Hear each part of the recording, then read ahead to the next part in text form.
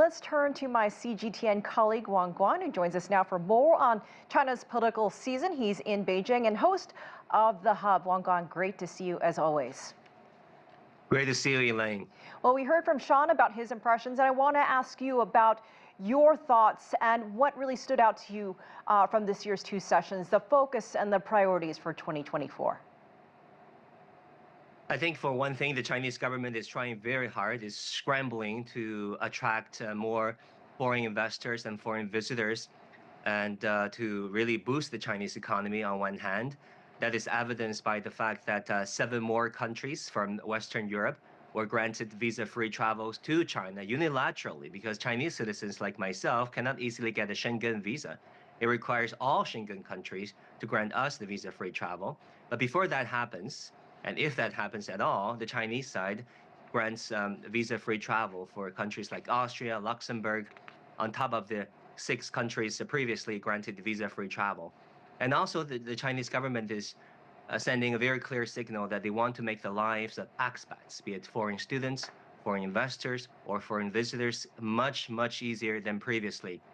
For example, my colleague and I, we have done a program which was endorsed and supported by senior policymakers, that is to make WeChat able to link a foreign credit card like Visa, MasterCard, American Express. Because previously it is a little difficult for my colleagues, like for expats like Sean, to buy a train ticket or to pay at a grocery store or at a fruit stand here on the Chinese street, because China is fastly becoming a cashless society.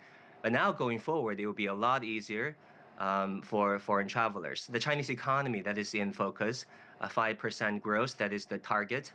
Of course, you hear all kinds of things from China peak to it will never be the same again with the Chinese model.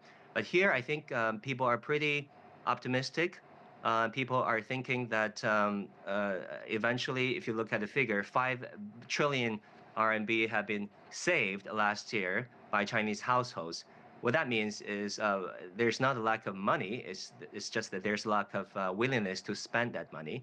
So the government realizes that a number of stimulus measures have been put in place to stimulate consumption, hopefully, to make the Chinese households more willing to spend. Of course, that involves building and solidifying the safety net for Chinese citizens. Yeah, I want to ask you about that, Wang Guan, because that's been an issue we've heard about for the last couple months.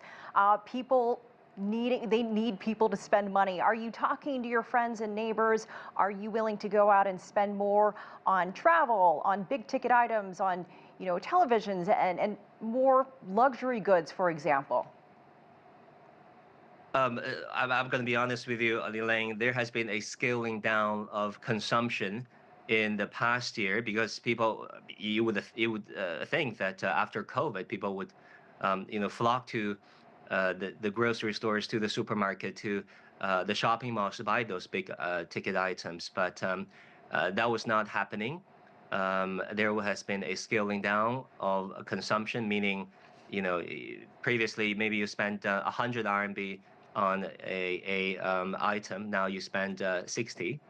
You go get the coupons that is readily available on the phone apps in order to save money. But I think that is quickly becoming a thing of the past. If you look at the Lunar New Year travel, that is even beating the numbers of the 2019 figures. People have been, I think hundreds of millions of people, if I'm not wrong, have been hitting the road either by plane or on the train to visit their relatives, to go to the beach resort in southern China, to travel. The tourist figure are fantastic. They're beating the numbers of 2019, that is pre-COVID. But going forward, we need a strong policy mix that is more robust physical policies, that is giving tax rebates to households, to small and medium-sized enterprises, and also a monetary policy that the government said will be more proactive. The mortgage rates for me and my friends have been cut from something like 5% now all the way to 3.9%. Think about it. That is, saving you something like $100 a month on the remaining mortgage, and that is big. And hopefully policies like these will stimulate consumption and will make the Chinese more willing to spend. Therefore, really kickstarting another round of Chinese economic growth. Well, we know that expectations have been beat before, and we heard a lot of ambitious goals. Wang Guan, always great to see you. Thank you for joining us. Thanks.